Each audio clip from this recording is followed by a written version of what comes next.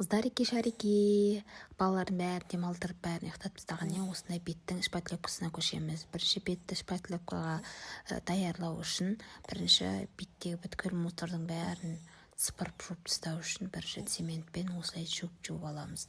Цементті жуып болғаннан кейін цементті көпіршіктеп тұрып жуамыз да, содан кейін әрі қарай цементті беттегі цементті жуып тастап әрі қарай келесі этабына көшеміз. Біздегі келесі этап оны салфеткамен құрғатып алып, содан кейін мына масканы жағамыз.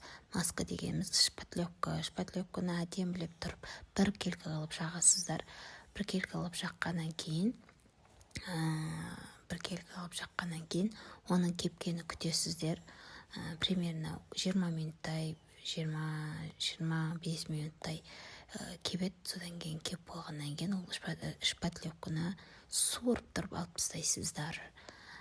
Суырып алып тастағаннан кейін өздеріңіздің күнделікті қолданатын крем-премдеріңізді жағасыздар. Сосын жағып болғаннан кейін ұйықтайсыңдар, басқа не істейсіңдер? Сол бүткітім осылай шпатлевкамен істейме күнде. Сіздер қалай істейсіздер?